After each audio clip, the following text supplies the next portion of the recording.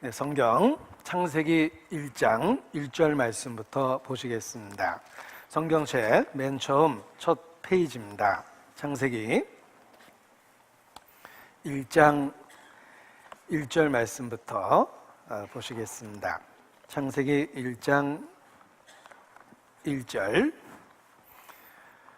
맨 처음 첫 페이지 창세기 1장 1절 말씀부터 제가 읽어드리겠습니다. 태초에 하나님이 천지를 창조하시니라. 땅이 혼돈하고 공허하며 흑암이 깊음 위에 있고 하나님의 신은 수면에 운행하시니라.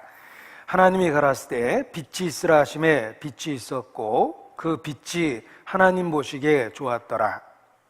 하나님이 빛과 어둠을 나누사 빛을 낮이라 칭하시고 어둠을 밤이라 칭하시니라. 저녁이 되며 아침이 되니 이는 첫째 날이니라. 창세기 1장 1절 아주 짧은 말씀입니다. 1절 말씀만 반복해서 두 번 다 같이 다시 읽어보겠습니다. 태초에 하나님이 천지를 창조하시니라. 태초에 하나님이 천지를 창조하시니라. 태초에 하나님이 천지를 창조하시니라. 성경책 맨 처음 첫 번째 말씀입니다. 하나님께서 사람에게 알려주고 싶었던 첫 번째 진리는 하나님의 존재 그리고 천지 창조의 사실입니다. 첫 말씀은 하나님의 존재와 천지 창조의 사실을 우리에게 선포하는 말씀으로 되어 있습니다. 태초에 하나님이 천지를 창조하시니라. 반갑습니다. 저는 인천에서 온 서도석입니다. 사람을 처음에 만나면 자기 소개를 합니다.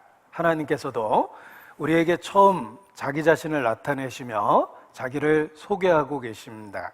태초에 하나님이 천지를 창조하시니라. 자신을 창조주라고 소개하고 있는 것입니다. 이 성경은 천지를 지으신 창조주의 말씀이라고 일컬어지는 특별한 책입니다. 오늘 우리는 하나님의 말씀, 그 성경을 배우기 위해서 이 시간 한자리에 함께 모였습니다. 오늘 여러분의 선택은 인생 최고의 선택입니다. 우리의 삶을 선택의 연속이라고 표현합니다.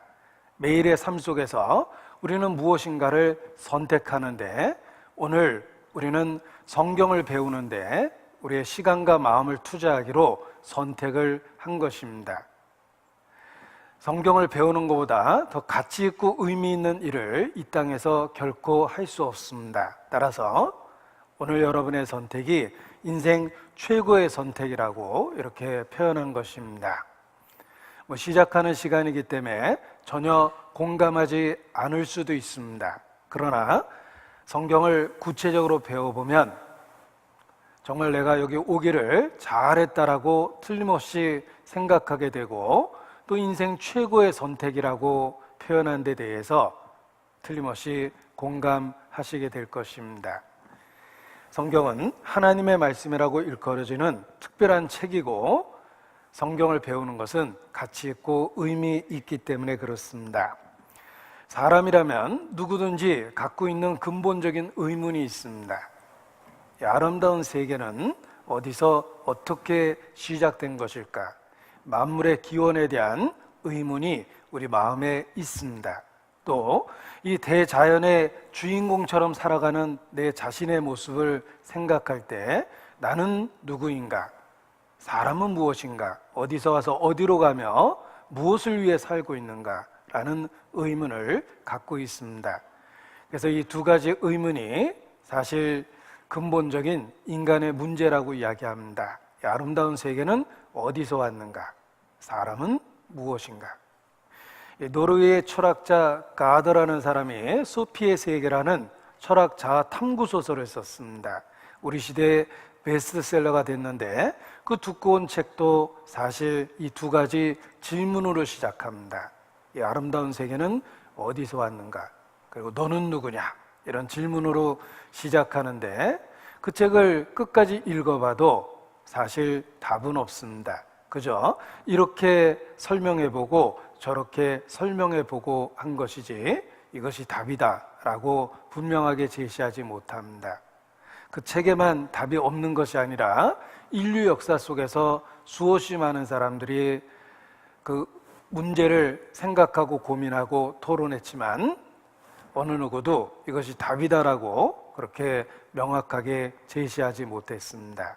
그러나 성경이 정말 스스로 주장하는 것처럼 하나님의 말씀이라면 그러한 의문에 대한 답이 틀림없이 성경에 있을 것입니다.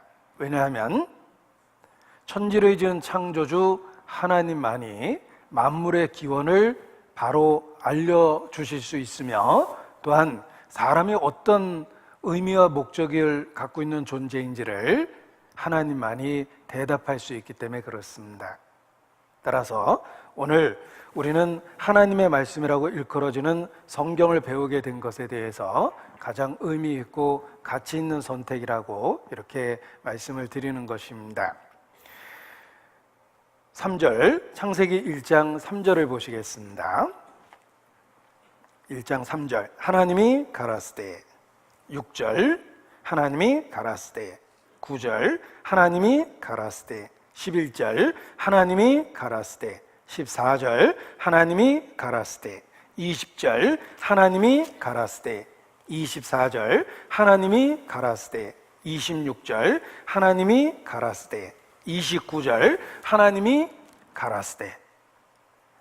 자, 제가 이거 시간 때우려고 다 읽은 거 아닙니다. 1장만 살펴봐도 하나님이 가라스되라는 말이 수없이 반복되고 있습니다. 너무 반복되니까 어떤 분은 큰 호기심을 갖게 됩니다. 도대체 몇 번이나 나오는 걸까? 또 밤새도록 세어보신 분도 계십니다. 사실 구약 성경에만 하나님이 가라스되, 하나님이 말씀하셨다는 직접 간접적인 표현이 3,800번 이상 나온다고 이야기합니다. 여러분도 혹 잠 안 오는 날 양만 세지 말고 한번 직접 세보시기 바랍니다. 수천 번 하나님이 가라스되, 하나님의 말씀이라고 주장하고 있는 책이 바로 성경입니다. 사실이라면 그만한 수준이 있고 그만한 능력이 담겨져 있을 것입니다. 왜냐하면 모든 책은 책을 쓴 사람의 지적 수준과 인격을 반영하고 있기 때문에 그렇습니다. 큰 서점에 가서 어떤 책이든지 좋습니다. 저자는 보이지 않지만 어떤 책이든지 꺼내서 읽어보면 몇 페이지 넘기면서 그 책을 쓴 사람의 수준을 엿볼 수가 있습니다. 혹 어린아이의 책을 읽게 됐다면 금방 알 수 있습니다. 야, 이거 유치하다, 애들이 쓴 것 같다 라고 느끼실 수 있습니다. 혹 대학 교수의 책을 읽어보게 되었다면 역시 몇 페이지 읽으면서 이 사람 공부 많이 했구나, 뭐 연구 많이 했네 라고 알 수 있을 것입니다. 어린아이의 책과 대학 교수의 책을 구별 못합니까? 하물며 성경은 창조주의 말씀이라고 주장하고 있습니다. 사실이라면 그만한 수준이 있고 그만한 능력이 있을 것입니다. 하늘과 땅, 천지 차이라는 표현을 씁니다. 하나님께서 이러시기를 내 생각은 너희와 다르고 내 길은 너희와 다름이 하늘이 땅보다 높음과 같이 그러하다 라고 말씀하셨습니다.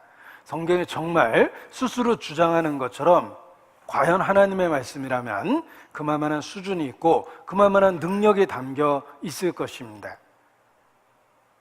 우리가 직접 읽고 배워보면서 하나님의 말씀인지 아닌지 확인할 수 있다는 것입니다. 그리고 사실이라면, 스스로 주장하고 있는 것처럼 정말 성경이 하나님의 말씀이라면 우리가 그토록 궁금하게 생각했던 그 두 가지 근본적인 의문에 대한 답을 성경에서 찾을 수 있을 것입니다. 아름다운 세계가 어디서 왔는지, 사람이 무엇인지 성경을 통해서 답을 얻을 수 있다는 것입니다.